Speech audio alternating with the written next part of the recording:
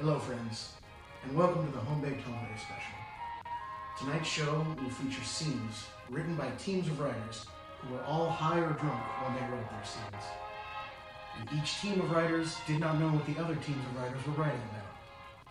The actors will fully commit to their parts. So grab your favorite holiday treat. I've got mine. Pull up a seat and enjoy the show.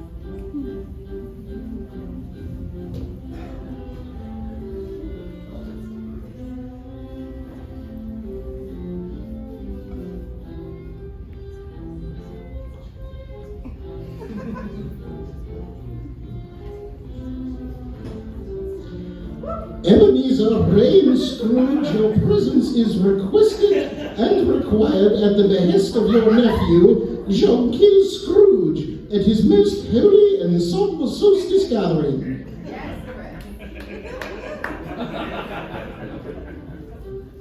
What's this? Oh, you just read that part. Once again, Ebenezer Summer Rain Scrooge, your presence is requested and required at the behest of your nephew, Jean-Gil Scrooge, at his most holy and somber solstice gathering. I was under the impression you'd be reading stage directions as well. No, just the bolded parts. Understood. What's this? Just kidding. Sweet motherfucker. The solstice. That damn hippie holiday. Does John Quill not realize that Christ Mass is the main annual driver of materialism? Scrooge takes a big breath. See, that wasn't in bold. It was a last-minute addition.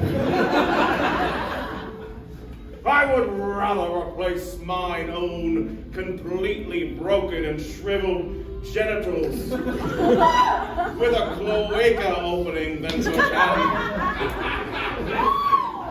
this display of pagan pish-posh and balderdash.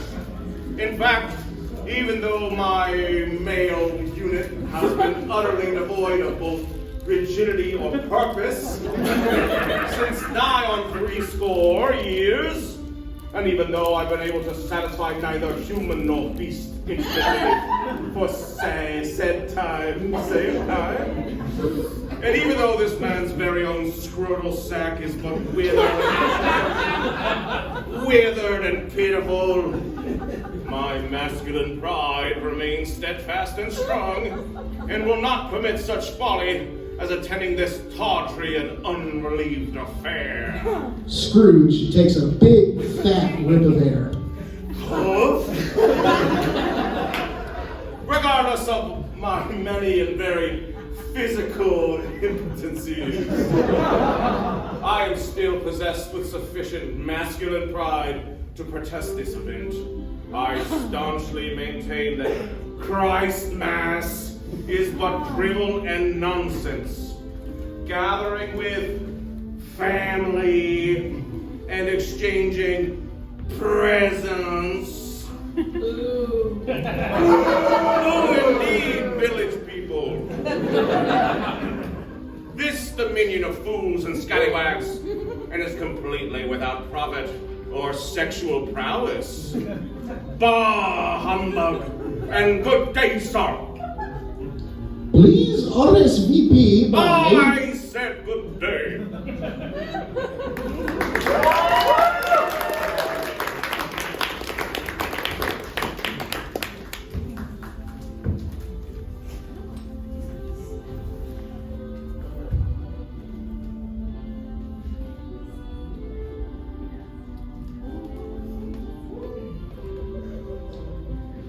We are outside of Scrooge's business. It is the morning, and Scrooge is about to enter his place of business, when out of nowhere, two beggars accost Scrooge.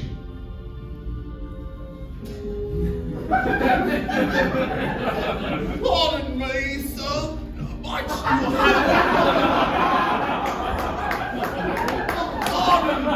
Pardon me, sir. Might you have any NFTs to spare? Why, we would even take crypto. That is. Are you speaking to me? Well, you're the only one around here, ain't ya?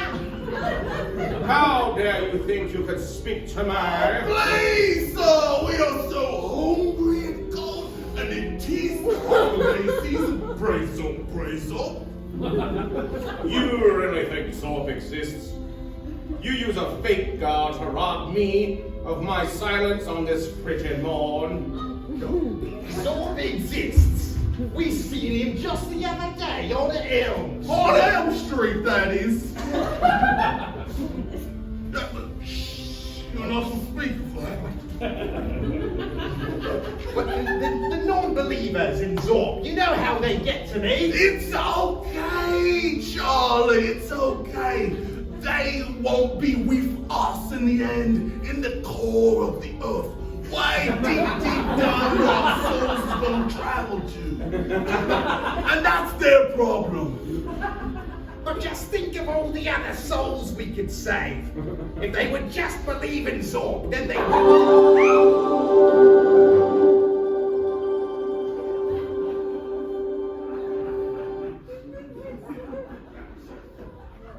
Stop your yammering! There is no afterlife in the core of the earth, you nincompoops. There is no Zorp. There is but nothing. We just live this miserable life. And then there is nothing.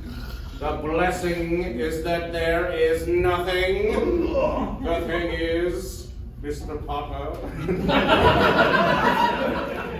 I'm just doing my best, and I don't have a ton of change on me.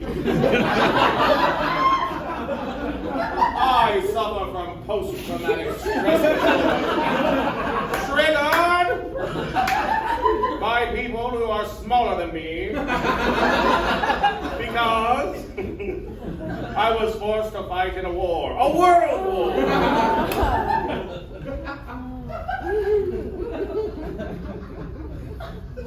Wait. Before you walk away. I don't get a lot of social interaction. I pushed everyone away. Please don't go. Beggar 1 tries to get Beggar 2 to keep going, with a look of, don't stay, otherwise we'll get suckered in for hours. But Beggar 2 begins to feel something deep in his pit. Perhaps it's empathy. I spent my Christmases watching my father open presents growing up.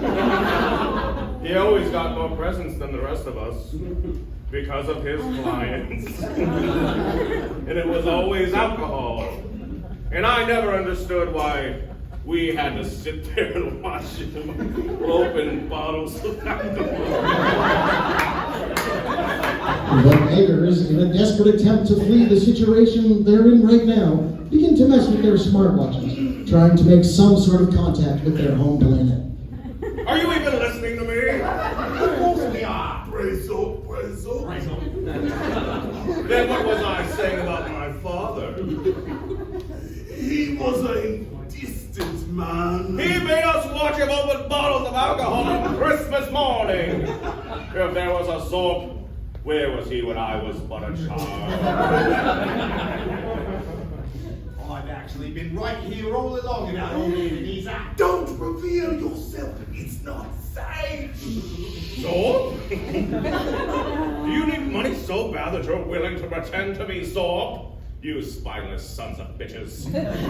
You would mess with a man in the front of his shop in such a way that pains his heart and makes him question his atheism. I know there is no such thing as Zorp. I know because Zorp would never do that to a child. Look, mate, I can't be everywhere all at once. Are you kidding me? Your inability to interfere is the reason I am where I am today. Why are you on the street begging? Do you not get enough glee from watching the sadness of old grouchy men like me? Is this what you feed on? Get away from me, you son of a bitch! Never asked me for anything. You never gave me anything. You're just like my old man, opening presents on your own time. Open presents on your own time! Scrooge, engulfed in the flames of rage, begins to throw things at the beggars. God! I'll protect you. God! Open presents on your own goddamn time! Scrooge begins crying as he keeps repeating, "Open presents on my own time," over and over, and collapses through his office door. Open presents on my own time!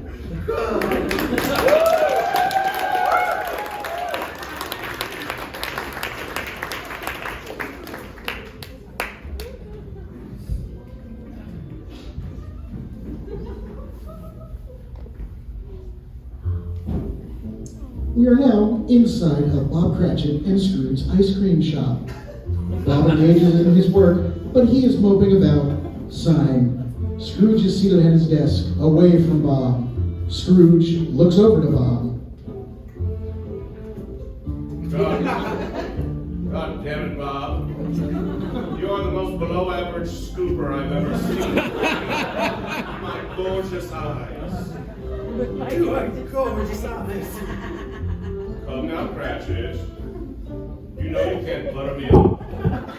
You're still working on Christmas, you dog man. I'm here. Silence from Bob.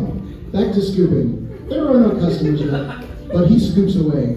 He finally speaks up, as if finding the courage after all this time, not even looking at Scrooge. I'm preoccupied, boss. You know my boy is real sick. Look at me when you speak, dummy. Your mouth may be sound, not the back of your flat head. Bob is silent again. He feels a flirtatious tension. He turns quickly, dashes, and squares himself physically against Scrooge's cold, windy force. There is so much sexual tension, you could cut it with the ice cream scoop.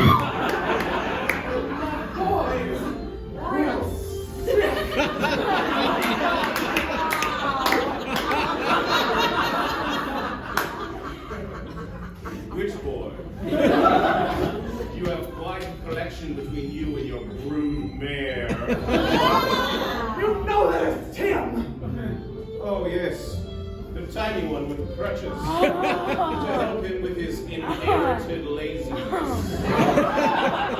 He's sick from working in your goddamn factory. Oh, yes. I've always wondered why you let your 7-year-old son work in the factory in such horrid conditions. I'm not working Christmas, boss. My family needs me more than you ever will. Intense, silent eye contact ensues between Bob and Scrooge. Perhaps 15 seconds-ish. Finally, something flickers in Scrooge's eye. A soft whisper. Glimmer of his voice. Softer breaking. Well, Bob, it seems you need your yearly reminder that I do not care about Christmas, and your daily reminder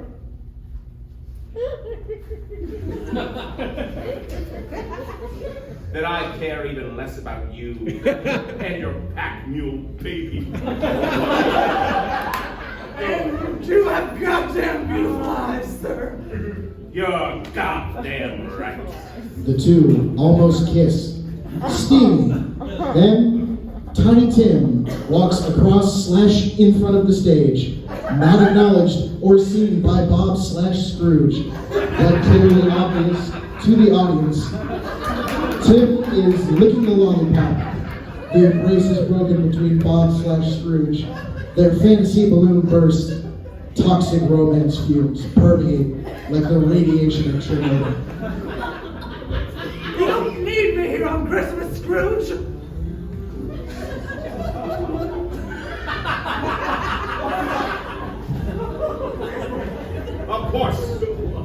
Of course I need you. I'll be busy seeing the new Wonka movie starring that Timothy Chalamet boy. Yummy, yummy. I didn't want to tell you this earlier, babe. It's kind of a bummer. But my family needs me on Christmas. Guess we're kind of like holding an intervention for my sick son or whatever. Tiny Tim has an addiction? Yes, candy. He's got the sweet tooth real bad from working in your factory. Ah, yes. Typical wisdom of the lowest class. To depend on a substance completely free of nutritional value. You own an ice cream shop. Yes, because I am wise enough to take advantage of the pores for my income. Bob cannot take it anymore. They fight flirtatiously and tease each other. You're so bad. Scrooge collapses on the ground, farting and farting.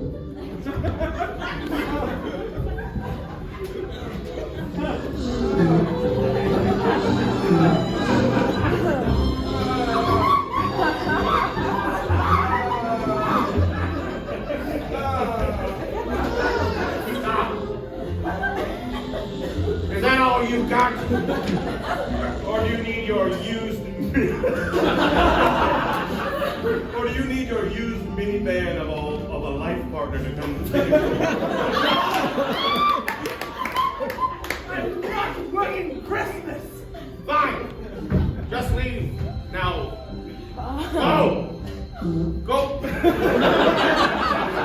Sorry about that. Now go.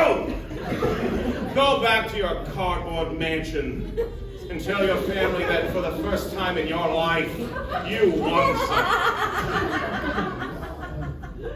Bob takes off his apron that he's clearly wearing, throws it onto Scrooge, and marches out the door. Scrooge lifts it off his head and looks at the crowd. Like I always say. I will never be happy on Christmas Day.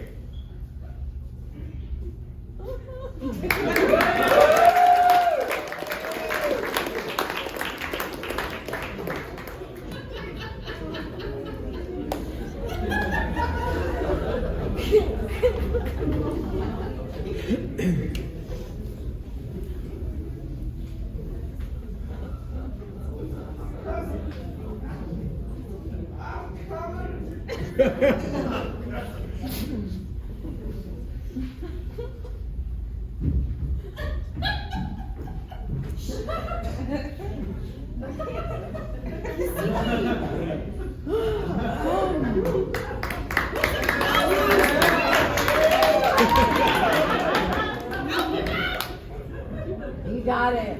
Perfect. He's so sweet. Arr.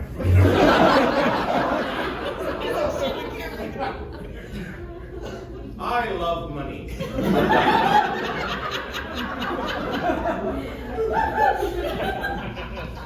Money is so sexy. And frankly, why should I give any of it to the unfortunates? Why do these dum-dums want a Christmas tree? Isn't the green of money enough? If only everyone loved money as much as I do, the world would be a better place. Christmas mishmash. Christmas flimmas. Christmas grimmas.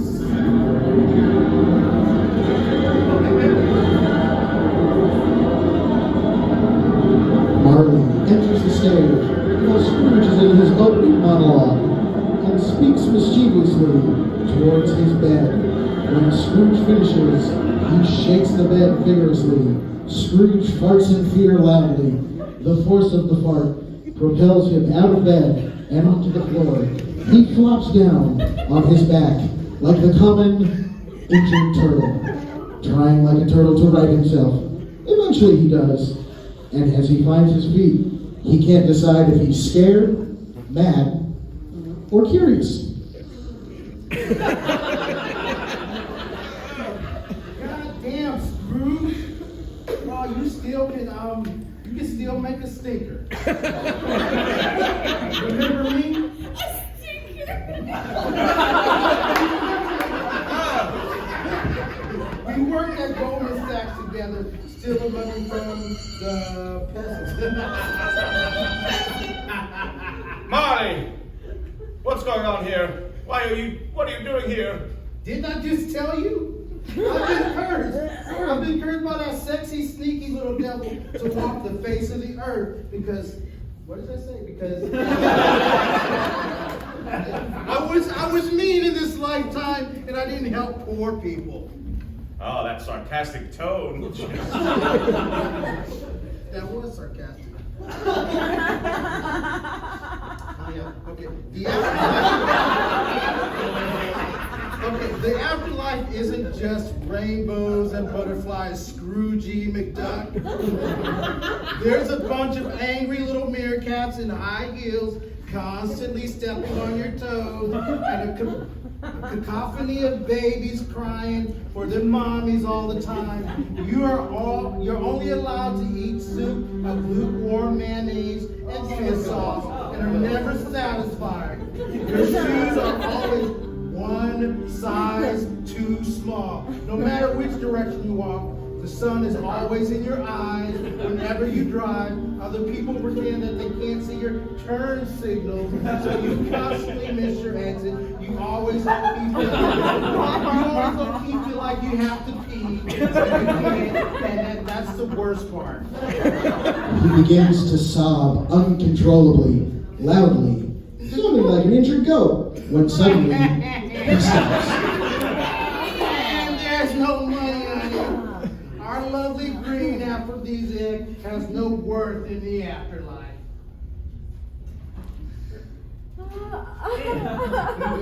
Oh, Marley. Oh, God. Oh, dear Jamie Lee Curtis. Oh, George Clooney. No! Oh, dear baby Angelina Jolie. What can I do to prevent this? You have to change, or you'll end up like me. Yeah. Could be worse. Tonight, you're going to be visited by 3 ghosts. The ghosts of Christmas past, present, and future. These ghosts... Didn't say nothing. Wow, hold on. What? Why would goats come visit me? Not goats, ghosts. That's what I said. Goats. Scrooge, listen. Ghosts. I swear to God, Jason. If you fucking say ghosts one more, I'm going to kill someone. I'll kill myself. Become a ghost, and afterlife kill you. Ghosts, you stupid. Death.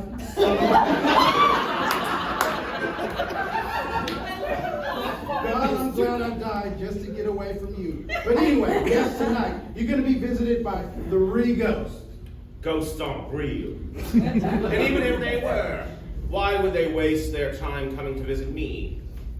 Were these ghosts poor people in life and don't know how to creatively use their time? This makes no sense. But it doesn't matter. Ghosts aren't real. Scrooge, you're literally standing here talking to me. Your dead business partner. We are real. Please listen to me. I can't escape this miserable existence, but you still have a chance to right your wrongs. Okay, Barney. I believe you. I get it now. God Almighty. Scrooge gets on his knees, clasping his hands together, looking at the heavens. Marley smiles, knowing Scrooge is finally getting it. You must be a good boy. You will need to distribute your wealth like those commies always talk about. Take in orphans, teach them what escargot is, kiss the Pope on his tiny bejeweled fingers, and call him Papa Catholic. Make a honey Christmas ham and lay it in front of Marilyn's tomb. Take a pair of your rusty old man socks, fill them with fresh vegetables, and hang them on the mantle of the woman who made you a man. If you can't change and do these things, you'll wonder the afterlife in misery, just like me. Dear Jesus and Mary and Joseph on a bicycle steered by the Holy Spirit, don't take me to the afterlife. I'm so sleepy. I sleep now.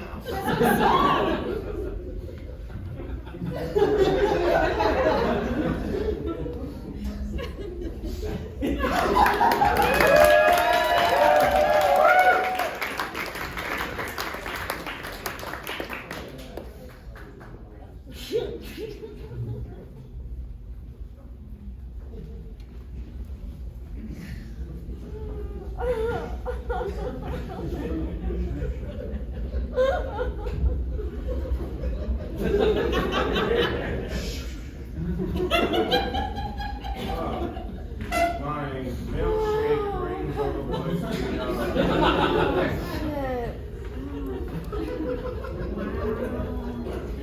my hum. My lovely lady loves.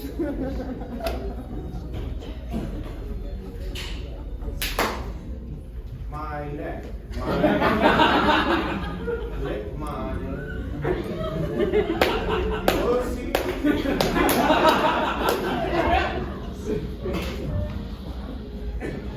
Lick my pussy and my crack. Was that a dog layer? Ow! I don't remember sending for someone tonight. Seems like you're probably late. Get that ass over here.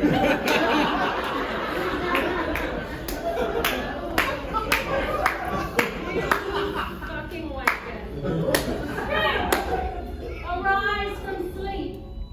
It is not time for lewdness. It is time to learn. Oh. What's your name so I can get you fired? Ghost of Christmas past, okay? Look, if you won't rise, I will make you, and then you will learn. We each have a role. Yours. To learn your life. Mine. To lead minds and guide. Listen, I'm a big, powerful man.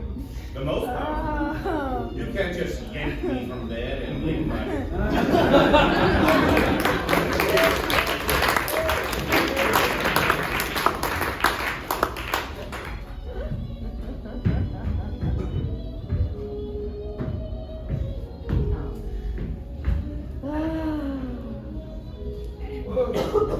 What's this?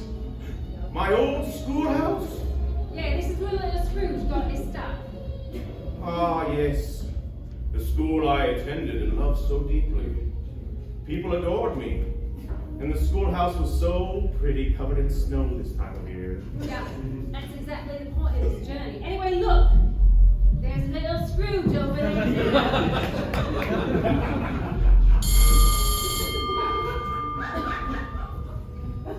Hey, Emmy! Smell the Christmas spirit? I think Scrooge pooped his pants. Yeah!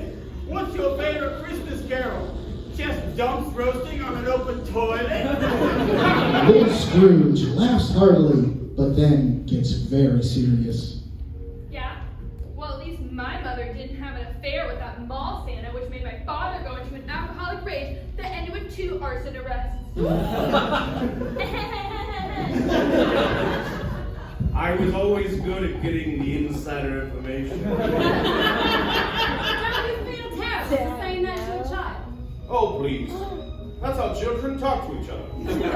It's called being edgy. Like that young man, Andrew Dice Clay. Bada bing, baby. Alright, well look what you did. I'm sorry, Randall. Scrooge always takes it too far. It's not your fault that your dad threw Molotov cocktails at that dog washing truck. Just as much as Molotov cocktails. I'm not quite sure where that first kid is from. Yes. But I see now. I guess it wasn't as funny to them as it was to me. Look, it didn't do you any favors either. Molotov cocktails definitely hurt. Worse, right?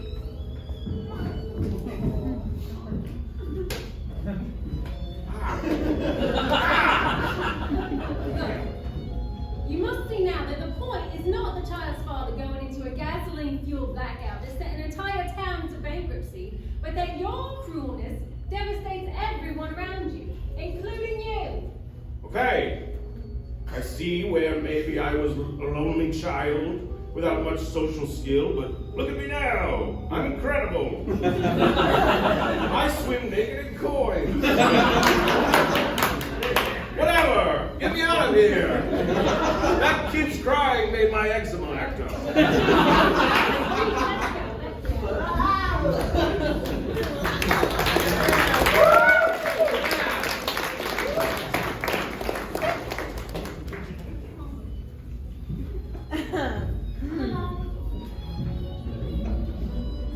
The ghost of Christmas past motions again to silence Scrooge, as he is incessantly silenced. Young Scrooge and fiancé enter the stage. They are in an argument and also playing pickleball in an oddly creepy depiction of what relationship dialogue may look like in the near future. You're just wrong, Sloan. Taylor Swift did not put Travis Kelce on the map. You do realize he is the greatest tight end of all time and a 2-time Super Bowl champion. She's just clout chasing. Taylor Allison Swift is the biggest artist in the world. Literally, what PR does she need? She ate ranch and ketchup one time at a Chiefs game, and now Heinz has a ketchup and seemingly ranch sauce.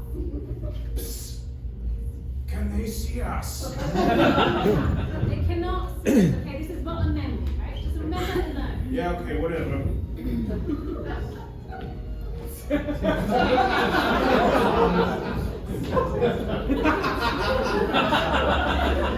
The ghost of Christmas past sighs in the sight of a woman who is fucking fed up with this stupid man.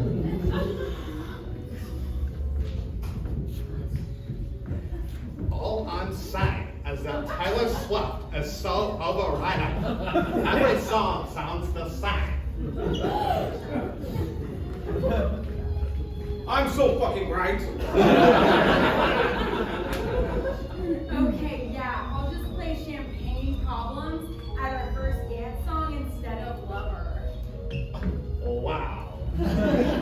Okay, wedding? Wow. Yeah, like we've been engaged for 3 years, and it's tradition for people who are I don't know. It just feels like you're cramping my vibe just a little bit.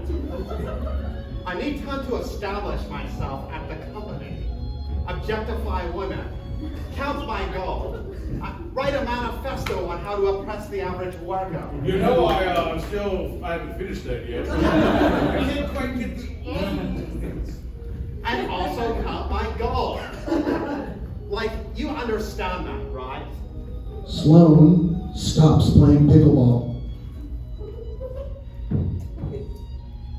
I know my love should be celebrated, but you tolerate it. What? What are you saying?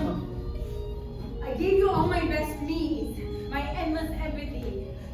Oh, fuck off. This is Taylor Swift. In my world, have you heard? I can reclaim the land.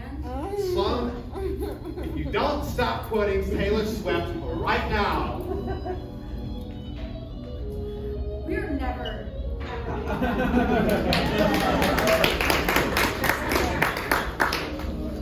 Well, you can't break up with me, because I break up with you. You're tossing out blame, drunk on this pain.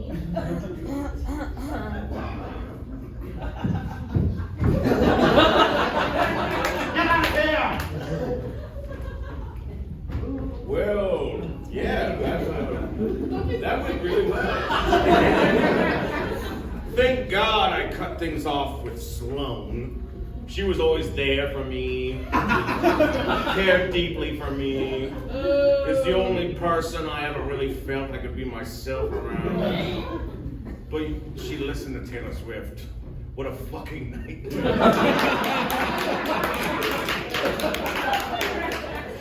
That is what you saw, okay? You chose everything but her. Love slipped through your hands. Listen, why do you talk like this? Just talk like a normal person. You're too stiff. Okay, your problem is not me, okay? But I have done all I can, and little time remains.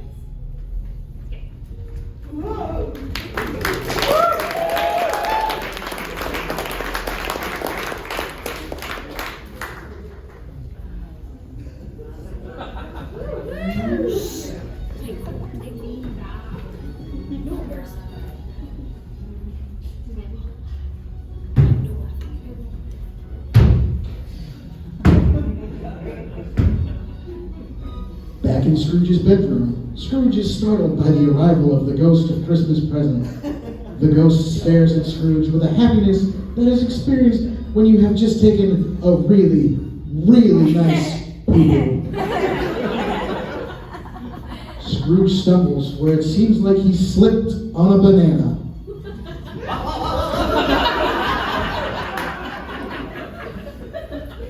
What the fuck? Another ghost? I can't believe this. My life is just so intense these days.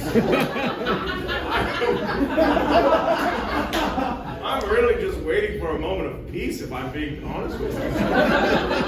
Scrooge, in a total act of defiance against the fourth wall, does a hang loose gesture and looks at the audience.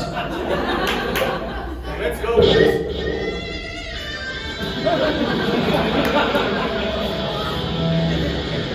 Hey, let's go for this ride, baby. Scrooge looks seriously at the ghost. Well, what do you want? Ghost waves in a way that is sincere, but also a sense of nervousness. BC, he thinks Scrooge is sorta daddy. Hello, Daddy. Ghost clears his head and realizes, much to his dismay, this is not a porn. I mean, Scrooge, I am beyond excited to be here today to bless you with my presence, because I am the ghost of the present. I am today. Think of me as the ghost that is actually experiencing life with you in this moment, right now. feel really good about this. Scrooge, I think you are really going to enjoy what's about to happen. Baby boy. My sweet baby boy! Scrooge looks like he might have experienced a quick boner while being called baby boy.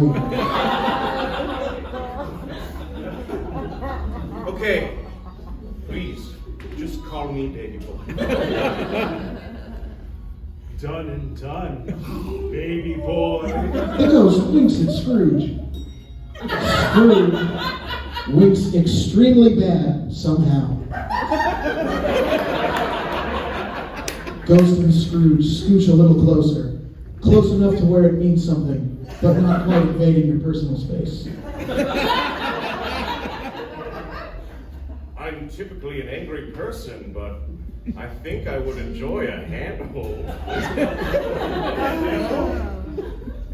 I think that's a fantastic idea. Scrooge and the ghost smile at each other with the biggest teethy smile. Scrooge and the ghost hold hands and transport to Cratchit's house, and also look sorta like they like each other.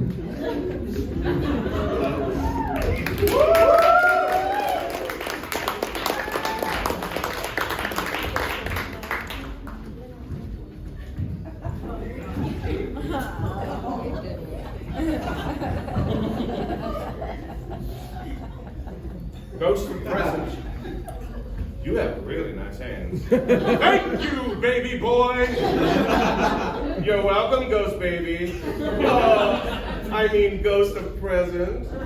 Scrooge and the ghost of Christmas past realize that what Ghost is there to do, teach a lesson, aka show Scrooge what's going on, and they both become concerned together. But they have yet to let go of their hands. They are still holding hands. They've never let go, and Scrooge looks down to see if his chubsy boner is still there. He doesn't know, though. This is confusing and an exciting experience for Scrooge. OMG. Speaking of baby boy, there's Tiny fucking Tim! Holy shit!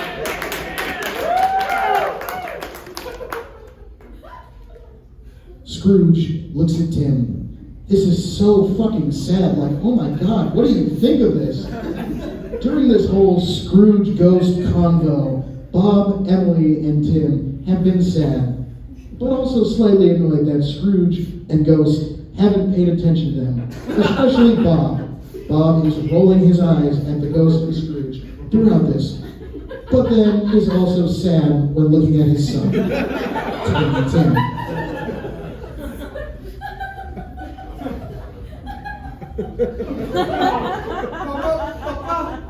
I normally are about to die because my butt rash, where poo-poo is so stinky it burns my nose hairs and also causes my heart to slow down. I need you to know about the meaning of life God told me. I'd like to hear this. Let's get closer, baby. Anything for baby boy. Ghost pats Scrooge's head like he's proud of his progress as a human, and they move closer to Tiny Tim. Oh my gosh, please share your wise words, my tiny, tiny, tiny, tiny, tiny, tiny, tiny, little tiny manager. Tiny Timothy Chalamet, looking Tiny Tim. Baby, I'm so sad you're dying. Please share what the meaning of life is. We all need to hear this. Emily, in complete disregard for the fourth wall, points to the audience. These people. You do look like Timothy Chalamet. What the hell? Shut up. Timothy Chalamet is about to spit straight up facts.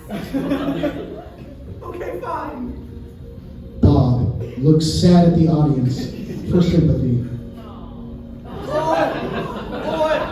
I'm not Timothy Chalamet.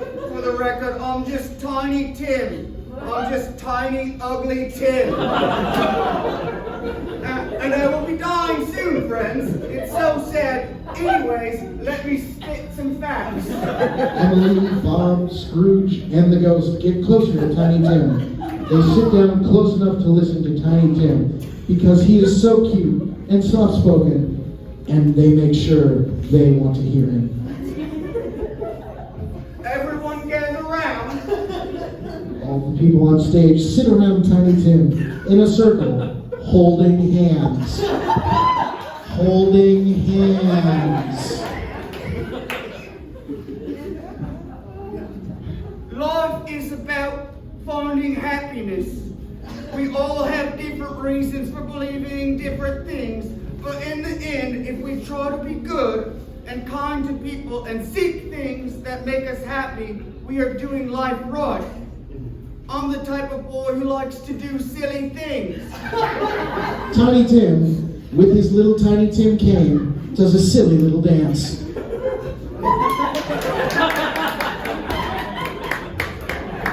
That's the meaning of life. Dancing silly is the meaning of your life? Yes, the meaning of life is specific to each person's experience, you see. Tim and Scrooge hug, and Scrooge sits down and holds Ghost's hand again, and almost kisses him, but Ghost stops him by putting his finger on Scrooge's lips, like he's shushing him. Ghost also worries that he, too, has a chubsy boner, and also might mention it, but up to Ghost if he wants to mention it. No, he needs to mention it with his eyes. Tiny Tim coughs to remind everyone that he is still very sick. Still very sick. And I think I have a concussion. Everyone, did you see what happened? Scrooge is learning. This story is important. Looks out to the audience. If you're paying close attention, you'll learn. There's a lot to learn from this story. Tiny Tim gets back into his sick position and almost died, but gets ready to say his famous words. People on stage look at him with hope. Holy fucking shit! My booty hurts! No!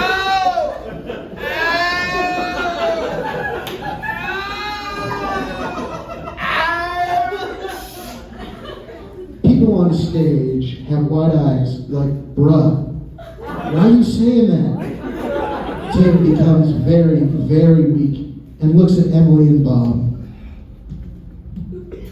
I'm a die, Sim. But I hope we all learned a lesson. What lesson? Be.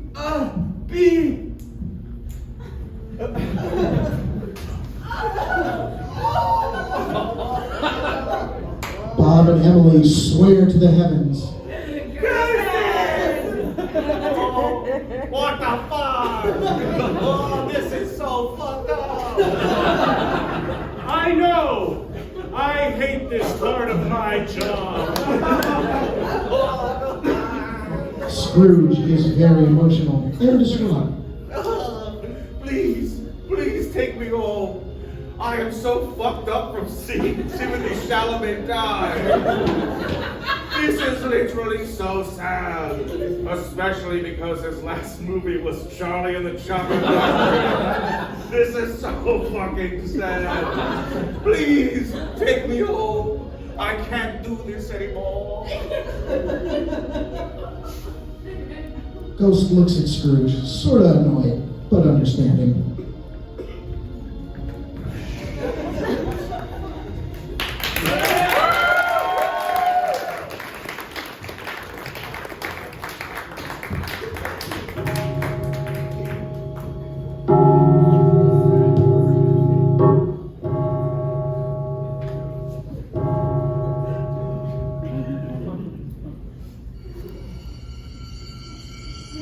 Oh, I know what you're doing.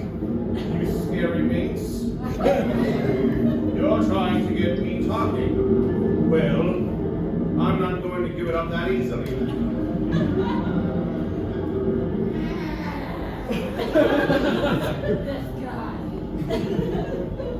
Are you shy? An uneducated urchin? A strong, silent type? It's fine. I don't like the sound of anyone's voice but my own. Ghost of Christmas Future. Looks like she's looking for something in her pocket. Finally find it. It's her middle finger. Punch off Scrooge. And then she points with her middle fingers to the middle of the stage.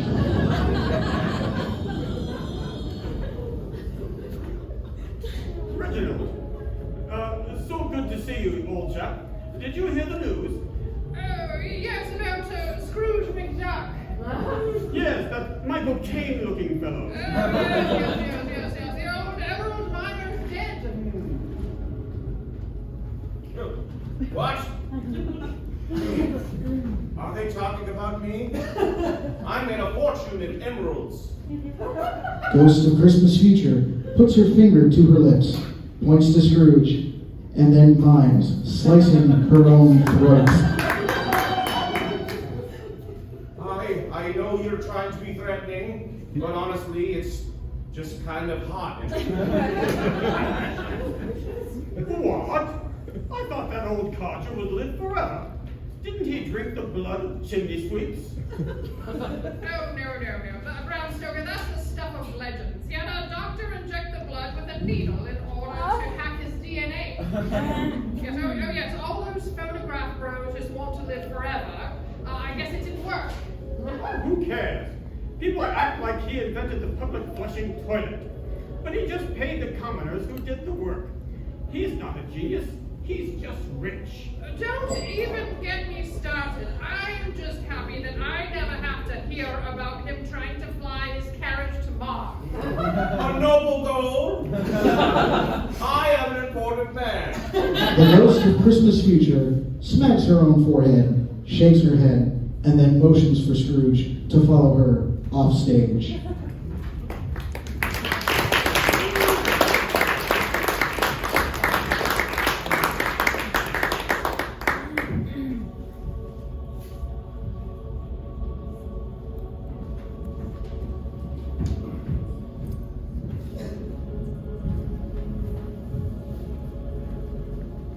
Ghost and Scrooge are transported to Cratchit's house. Please note, the ghost doesn't move her mouth when they talk.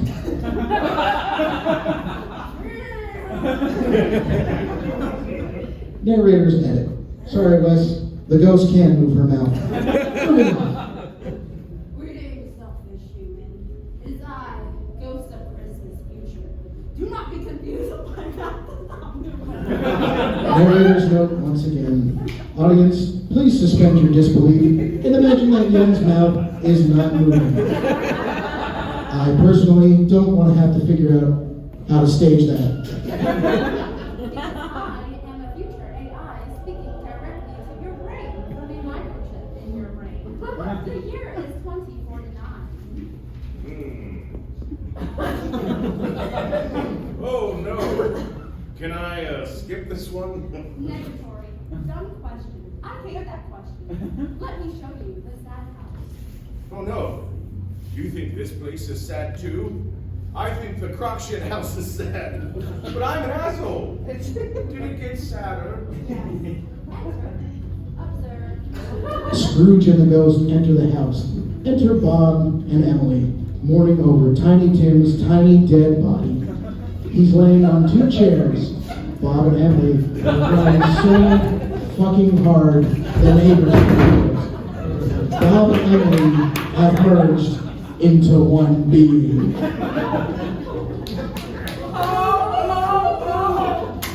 Oh, baby boy. Because we merged consciousness, the grief hurts twice as hard. I'm from the 1840s. I really can't follow this. Our boy is lying at the right age of 214. We'll be so young in the future. And it's all because of Scrooge Corps, the violent mega corporation. Why, oh why, did our young, vital son dare challenge Scrooge Corps CEO to a union deal? Wait, I killed Tiny Tim. Narrator here. Please forget about the earlier scene.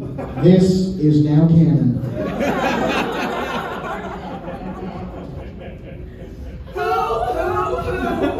Because our dear sweet baby, 214 years old boy, challenged Scrooge to a union deal. Scrooge was legally allowed to shoot Tiny Tim with a machine gun in his face, please. In front of us. Oh, that's fucked. That is so fucked. And Tiny Tim was pregnant. In 2049. No, I fucked it. I so fucked up. I killed pregnant Tiny Tim with a machine gun. No, that's too much. I light candles for lights. I cannot handle this.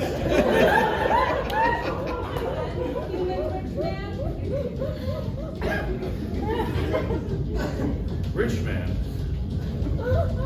Is that who I am?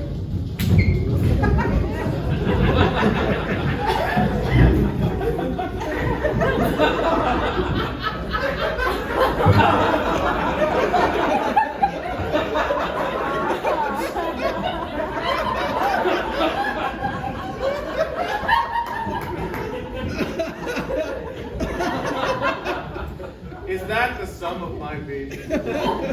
Not kind man, or old man, or cute pajama hat man. Okay, fuck the money. You see this money? Audience, please imagine Scrooge is holding fat stacks of cash. Fuck it. Scrooge now kicks the money.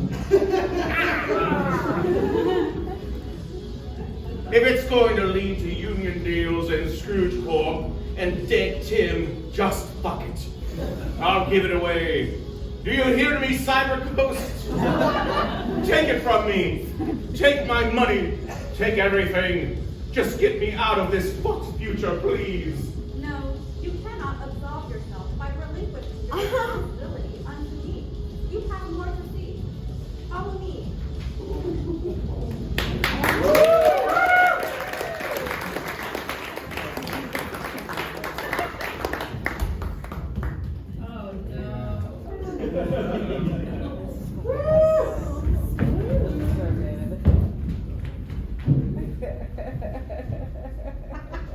No cap, we gonna stop.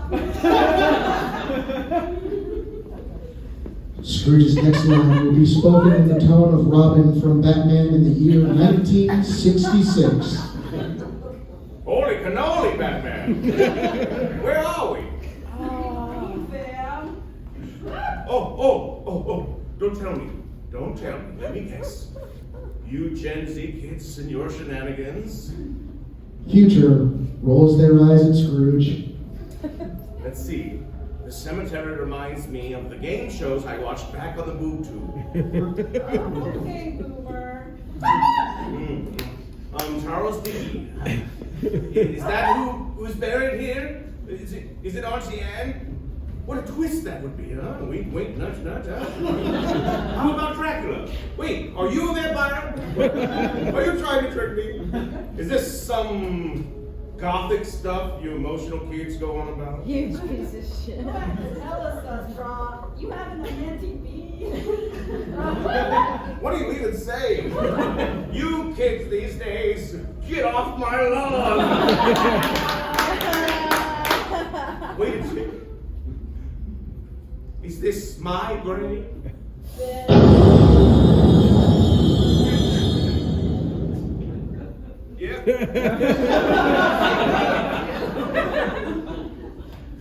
Wait a minute. Trajan? Or Trajan. Who uses Trajan typeface? Scrooge turns to Ghost of Future with fury in his eyes. What crappy graphic designer did this? I'm more of a Garamond man myself. Yeah, it's kind of chuggy, but you did too. In a Rodney Dangerfield voice, pulling on his shirt collar. I don't get no respect.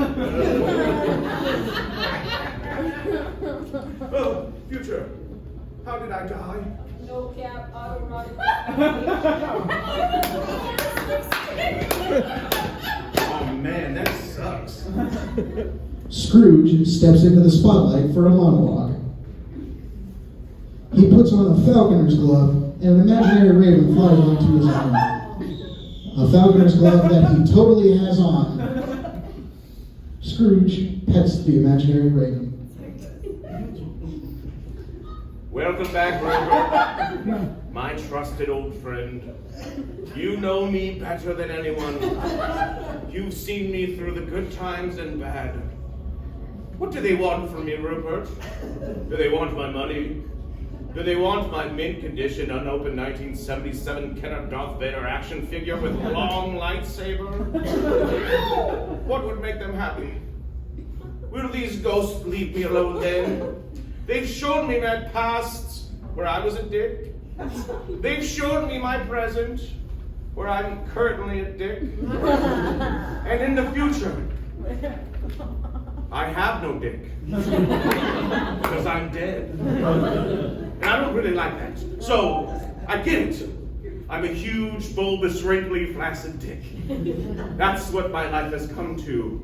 Being a limp dick on society. But I want to be hard, brother. I want to be hard. I'm gonna change. I'm a karma chameleon. I'm gonna come. I'm gonna go. And I'm gonna change.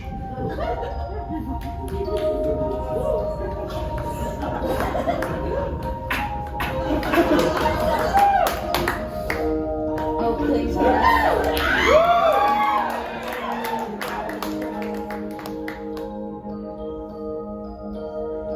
Gonna make a change. In my life. Gonna feel real good. Gonna make a difference. Gonna make it right.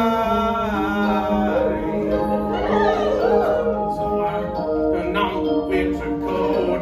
Somebody's Uncle Buck. I'm losing my mind. See the kids in the street. Not enough to eat. How could I leave a dime pretending that I'm not this guy? A simple disregard, a broken bottle stop, and a one-man dream. They follow each other with a Christmas goose, and you got nowhere to be. That's why it started with me.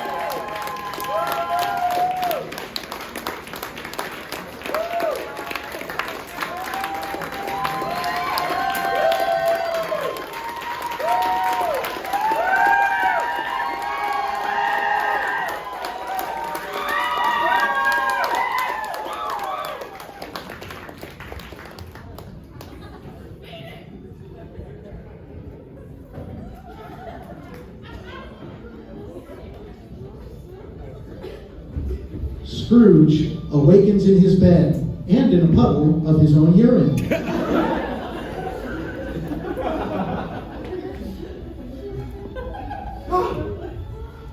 Frack, you stay. I'm alive. I'm not in a grave.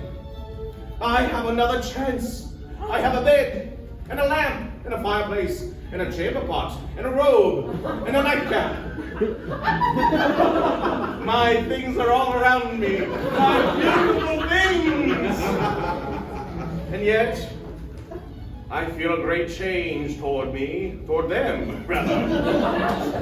I do not want these things, these beautiful things, these warm, rich things, if others do not have them too. In fact,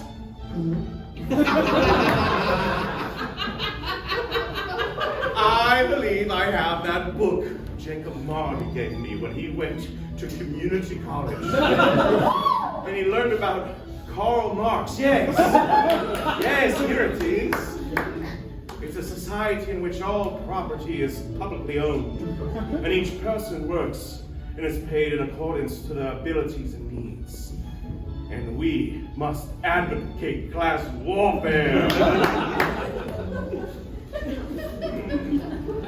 Well, maybe not class warfare, but I agree with you, Mr. Marx, that everyone should have a fat Christmas goose for a holiday dinner.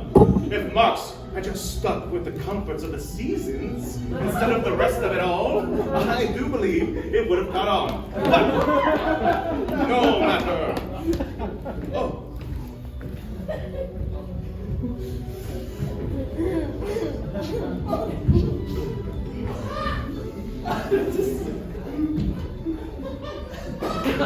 Hey, you there, town boy! Me, sir? Could you possibly be young down to poor, wretched, ugly, starving, blood-tattered garbage show to little old me? Yes, town boy, you! In all your disgusting glory. I love you. And I love all of humankind. You are all scrubbed clean and smell not of sewer meat. Well, sir, I didn't ask for you to yell down to me. What needs you? Yes, town boy. You simple sewer smudge. Please, take these gold pieces and run to the butcher shop and buy the biggest, grandest, fattest Christmas goose in the window. Yes, sirree!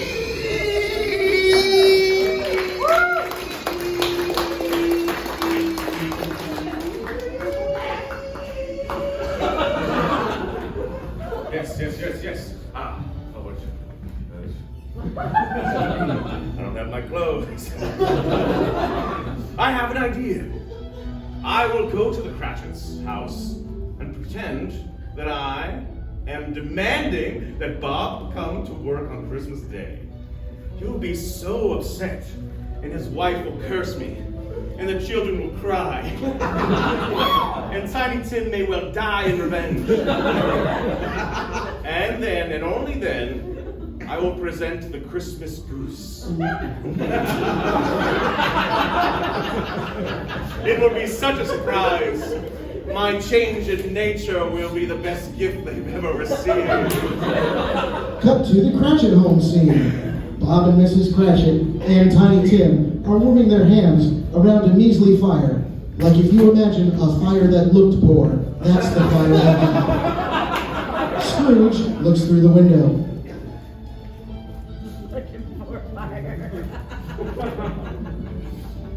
This fire is barely keeping my hands warm, let alone this home. I worry Tiny Tim will freeze all the way through. Damn that Mr. Scrooge for not giving you your firewood bonus this year. Don't worry, Mother. I don't need circulation outside my torso. I have these beautiful canes to support me. I'm so lucky to have these crutches. Now don't get too attached to both crutches, son. We may need one for kidneys. I hate to say it, and I wish it were a joke. It would come in a difficult position. You can either get to school to and fro on these crutches, medical marvels they is, likely the precursor to more sophisticated prosthetics designed by future scientists who will never understand your individual toil, but therefore will still understand the demand nonetheless. And you can either use this crutch to get to school forever, or we can be slightly warmer for 10 more minutes by burning it. What a difficult position we are in! Oh, damn that, Mr. Scrooge. I say it again because it's doubly true. Oh, how I have made their lives miserable. Just one misery more, and then a grand goose to erase it all.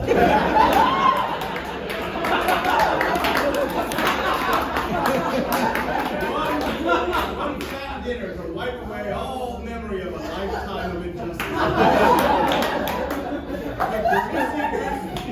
The greasy goose meat will replace every indecency, every sadness, every cold night that went on endlessly. Oh, what a goose it will be. A goose solution. A goose for the ages. Scrooge knocks at the Cratchit door and then just lets himself in.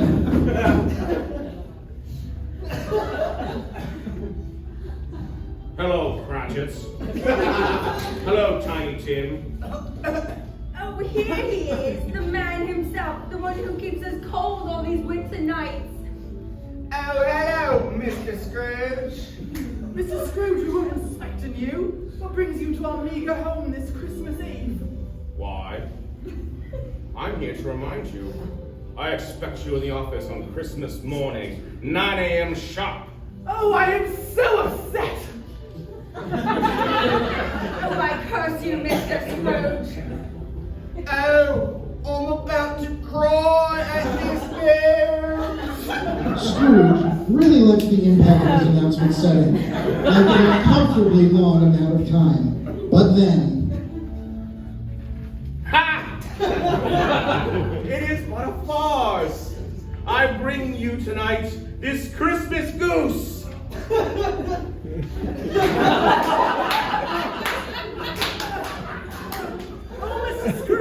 I do not. There it is. I do not expect you at work, Bob. I hope you have a warm, lovely, goose-fat Christmas morning. Oh, Mrs. Scrooge, what a surprise this is! Dare I say, a Christmas miracle! Oh, could it be? The goose and goodwill has given me the power to heal. Do my legs now work so well? Are these crutches but an appendage no longer needed? Is this circulation restored? Mr. Scrooge, you surprise us. Although I do not take back any curse aforementioned, I thank ye now. Merry Christmas. Yes. I do not take back any curse. Merry Christmas to us all. I have changed my ways and provided this Christmas goose to prove it. I am a changed man. You are all welcome. You are very welcome for my transformation. Me. I have benefited from this journey. Me. And I did not die. God bless us, everyone.